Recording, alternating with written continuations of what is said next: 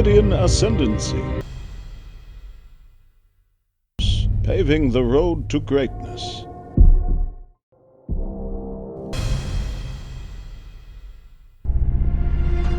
On April 10th AD 491, the Byzantine Empress Ariadne entered the Hippodrome of Constantinople to announce the new emperor.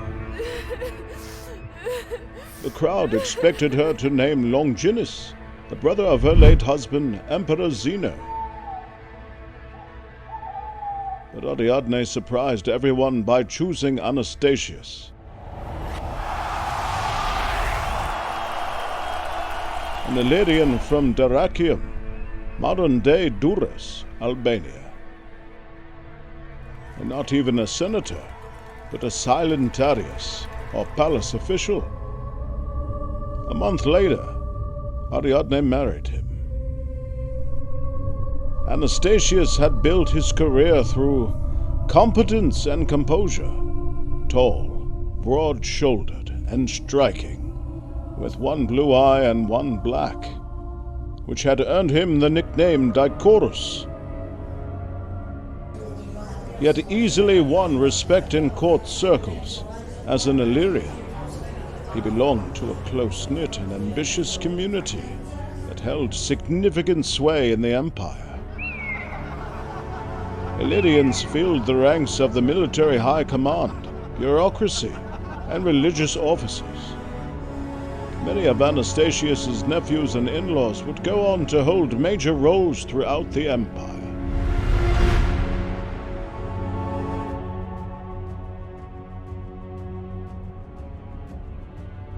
When Anastasius took power, the empire was fiscally unsound and politically unstable. His first move targeted the unpopular Illyrians, Zeno's old power base. Anastasius expelled them from their posts, confiscated their lands, and stopped paying their annual tribute. The ousted Illyrians responded with rebellion. Armed and numbering at least 150,000 men, they presented Anastasius with his first real threat. Anastasius countered with fewer men but better discipline.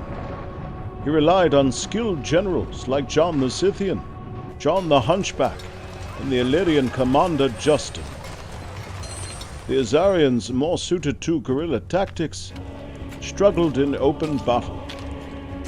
Over time, Anastasius's forces pushed them back into the mountains, and in 497 the rebellion collapsed. Zeno's brother Longinus died in exile, reportedly of starvation. Meanwhile, Anastasius paraded the severed heads of rebel generals through Constantinople. Anastasius had finally arrived into his own.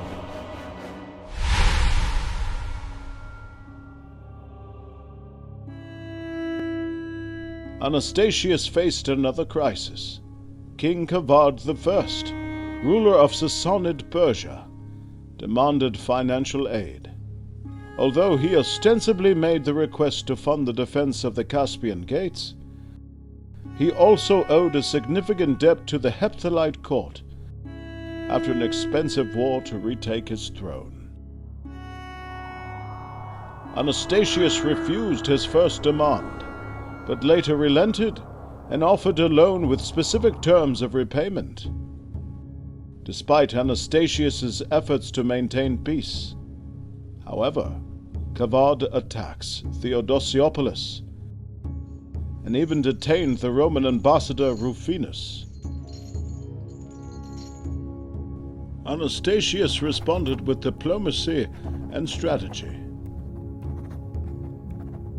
He secured alliances with two powerful Arab tribes.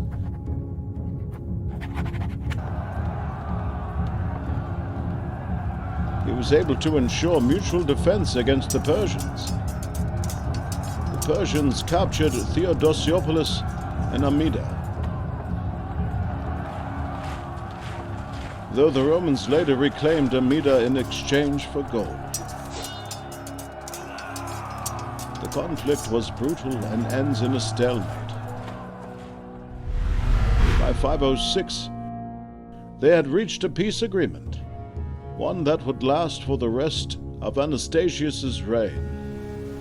The Romans regained control of Lotave, securing the last part of the trade route which ran from the east and up to the Red Sea. Anastasius capped the war by building the mighty fortress of Durrës, later called Anastasiopolis, to deter future Persian aggression. Among others, the Illyrian general Celer makes his mark, and Vitalian, a Scythian, who would later reappear, also demonstrated his military prowess.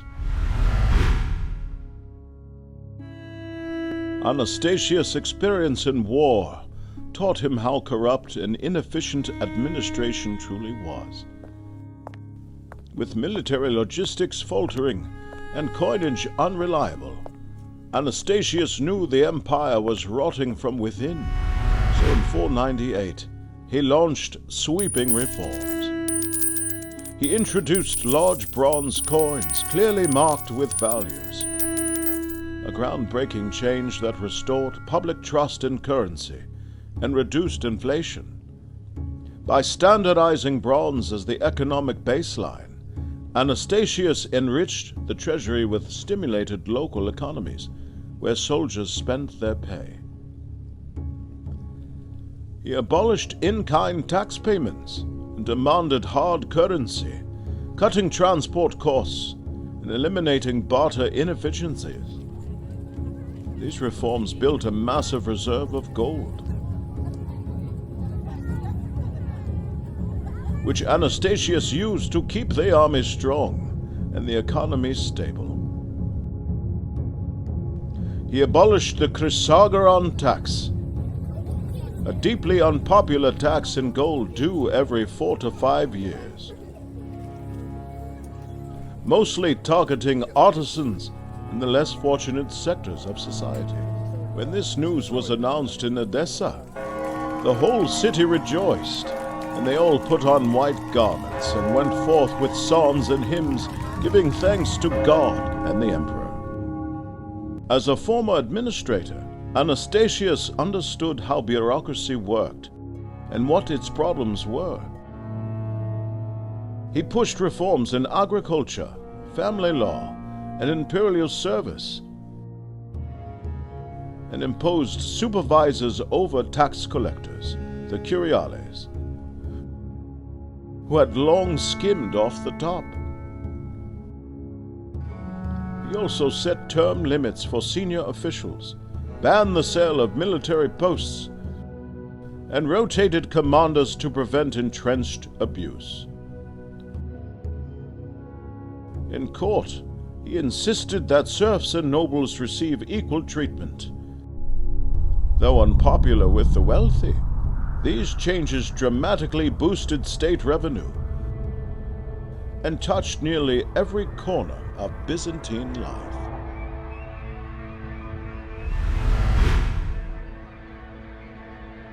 Despite his successes, Anastasius's religious views nearly tore the empire apart. Though he swore to rule as a Chalcedonian Christian, he secretly followed Miaphysitism, the belief that Christ's divine and human natures exist as one and are inseparable. The Chalcedonian position, by contrast, holds that Christ has two natures, one divine and one human. When Anastasius replaced the Chalcedonian Patriarch with a Miaphysite, Constantinople erupted. Citizens revolted, not fearing the mob in the Hippodrome. Anastasius set foot where he was once crowned emperor. That day, without his crown, and addressed the people directly. Whatever he said worked. By the end of his speech, the crowd roared with approval. But the damage lingered, and not everyone was cheering. Vitalian, a general and Chalcedonian, turned on Anastasius.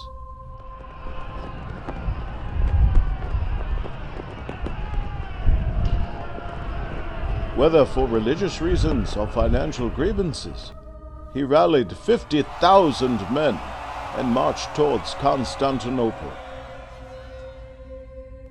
Anastasius lowered taxes in the region to stop defections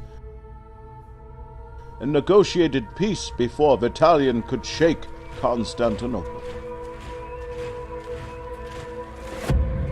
But it was only a temporary solution.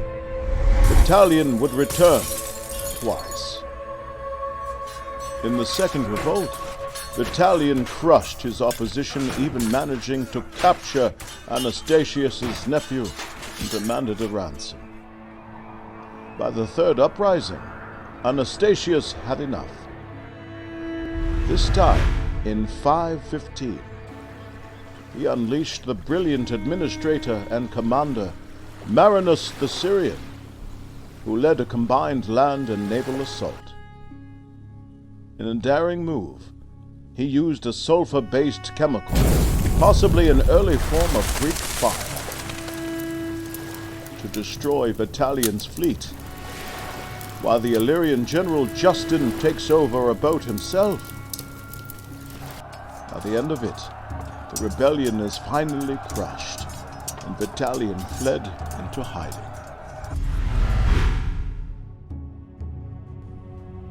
In every city of the Roman state, he carried out a variety of building projects, including walls and aqueducts. He dredged harbors, constructed public baths from their foundations, and provided much else in every city. John of Nicaea. Even Theodore Lector, who disagreed with Anastasius's theology, acknowledged that he built many churches in Constantinople. Anastasius sent gold to provinces struck by disaster.